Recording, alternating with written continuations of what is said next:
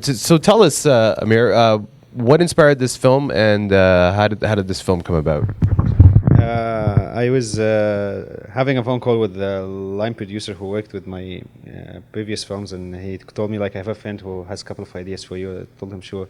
So I had a phone call with this guy whose name is Omar Khalid, and in the first 2 minutes of the phone call, he said, I have this idea about a Salafi who loves Michael Jackson, a Muslim Orthodox strict Imam who loves Michael Jackson. And I was like, wow, don't tell me any other thing. I just want to write this film. Did you write it? And he wrote just a treatment, and I excused him to write the script, and he helped me with it, and we wrote around 11 drafts.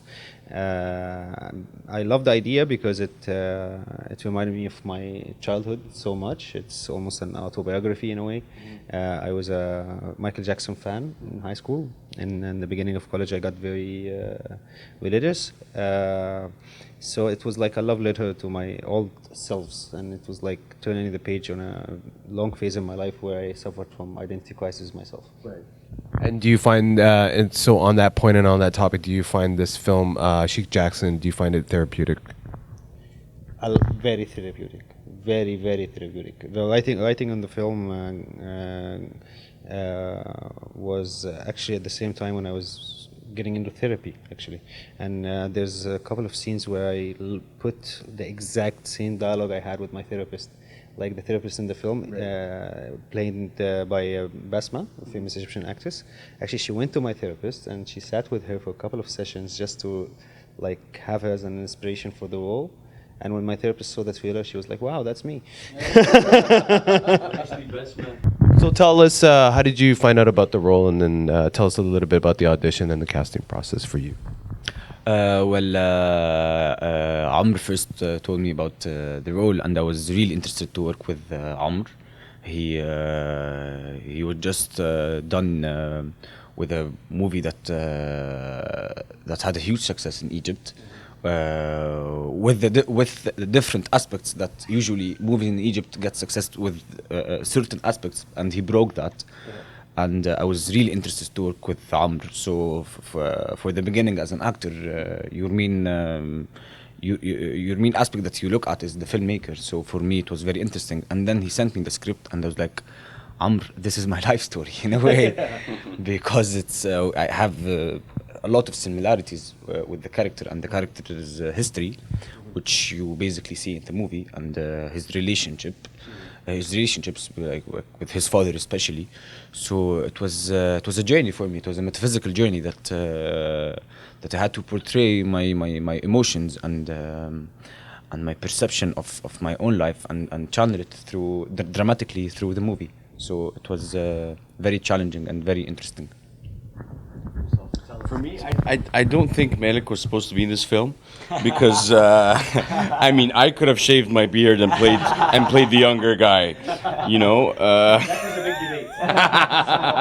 Here I am saying it for the I can do it, man. Here I am saying it for the first time. This guy's telling me, man, I can grow my beard and play the older me, and this guy's telling, I can shave my beard and play the younger me. This is the first time they both know it right now. We were both trying to kick each other out of the.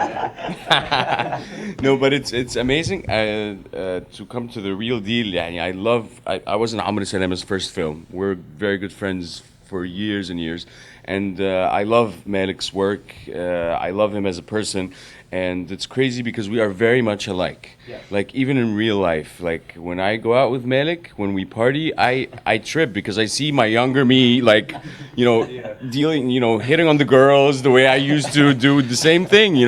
It's like we're the same guy. It's crazy. But people might watch it in Egypt. Sure. Hi. We're having a great time here. So tell us about yourself. Like, why did you want to become a filmmaker, and why did you want to become part of the film industry? Yeah. That's a long story, but to cut it short is I've been the artistic guy in school since forever. I used to write when I was a kid. I used to paint. I used to play music. I was really bad at playing music, but anyhow, I loved everything that's artistic. And I remember my childhood dream was to be an animator. I really wanted to do animation films, and when 3D came about, I really wanted to be a 3D animator.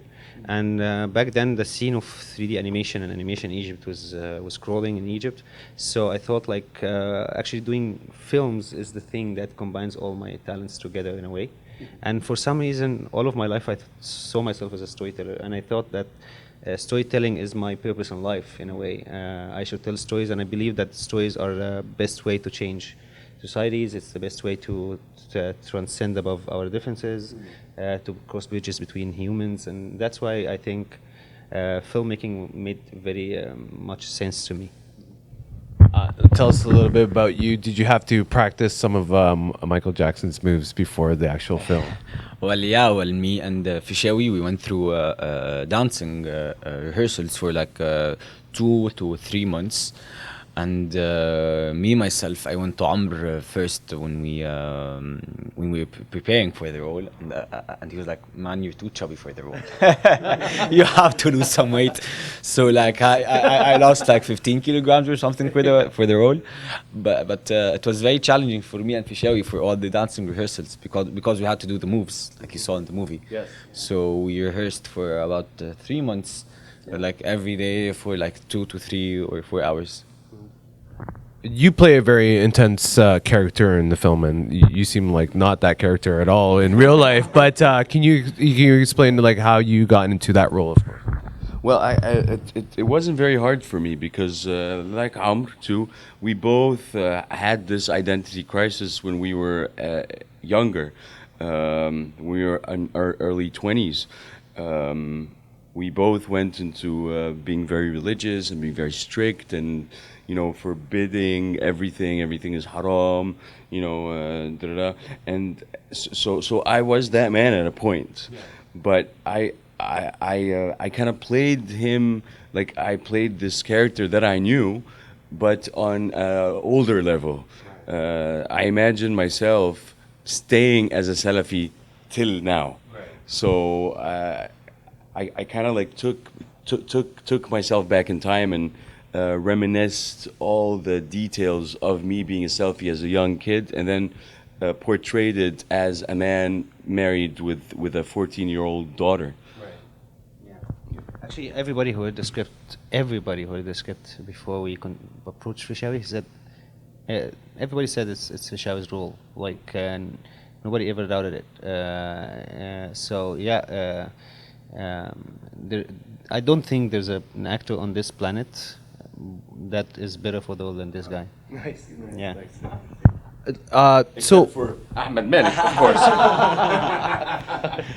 tell us a little bit about. So when people go watch Sheikh Jackson, what do you want your audience to take from the film, or what do you want them to view? I want them to say that this is the best film they have ever seen. I'm the best director in the world. Other than that, I really think it cross bridges. Like, if I can say that,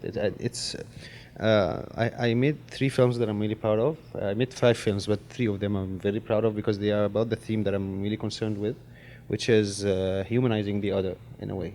So this film is humanizing this guy you don't want to see in a plane with you, like on your next seat. Like this is the guy who will stop at the security check every time at the airport. So it's really about humanizing this guy, seeing his internal struggles. He's just another human being. Being a strict Islamist doesn't mean that you're not a human. And at the same time, not approving this interpretation of religion and shedding a light that it's my own opinion is that it's not applicable on humans. So I really hope the audience will go out of the film and think they broke another stereotype. Now tell us a little bit about how it feels to be part of this film festival and what it means to you. And you've also received word that you going to see the Egyptian awards. Tell us a little bit about that, but your comment on that. Yeah, I was just saying, Toronto is like the best audience in the world. Toronto Film Festival, the audience are really special. They really enjoy the films. They are not there sitting cynically, like criticizing every frame. They really are film lovers, which is the best thing about Toronto. And I'm really glad that Egypt chose the film to be the submission for the Oscars. And I'm like, when I came here, I felt like literally this is the big step for me. Literally, I can sleep because I was so anxious before Toronto. Now, when we heard about the Oscars, I'm starting to be anxious again. So I think I'll continue on my sleeping pills. How does it feel to be here at the TIFF? Well, it's my first time in North America actually, so it's pretty interesting from the basic aspect of just watching the city and watching the new content I'm exploring right now, and being part of this huge festival that I used to watch or used to hear from as a child, and now it's coming true. So yeah, it's baby steps towards something great. I hope so. I'm extremely happy because for the first time in my life, I'm in something that is organized. Unlike most of our festivals in Egypt, all of them actually. I mean, we're waiting for Guna. We're really crossing our fingers. This one is organized and a good one, and a festival that can actually have all the world come to us and see our work. And show us their work. So I'm really happy that we are in something that's organized, and you know, the flow goes great, and we're gonna see a few good movies other than ours.